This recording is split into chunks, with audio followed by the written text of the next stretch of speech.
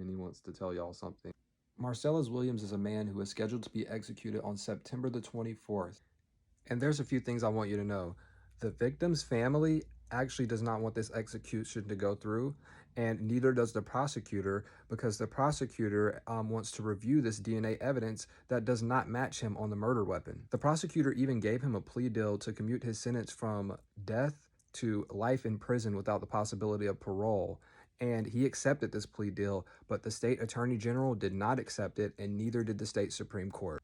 And all I'm simply asking y'all to do is follow the Innocence Project and follow their call to action to contact the only person who can do something about this, which is the governor, to ask them to grant clemency, or at the very least a stay of execution, so that the prosecutor has time. This man was convicted by 2 unreliable witnesses who both had something to gain from this conviction. The state even destroyed evidence that they could also use.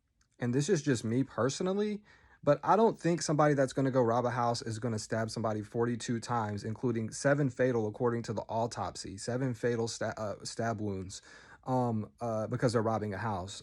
We've all seen these shows. We all know that ends up being somebody close to the victim. Get this, 11 out of 54 people that were wrongfully convicted in Missouri were convicted on those type of testimonies. And let me tell y'all something, this does not look good on the AG, because he did everything he could to make sure that when the prosecutor found out that that DNA evidence was corrupted and tried to give him a plea deal, he made sure he went to the Supreme Court to make sure that that could not happen.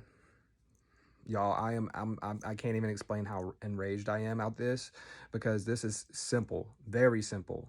Introduce the DNA evidence, go to trial again, let that man have a fair trial, and that's what the prosecutor is asking for. So that's why we got to hit up the governor, who's the only person who could do something about this. Yo, not only save this man, but save the reputation of Missouri, because what are you doing? The previous governor actually did a stay of execution too, and created a panel, which this current governor did dissolve. So we have to get on to him about that panel too. Let's make sure we're loud, because not only is he responsible for stopping this, they're also responsible for it happening in the first place.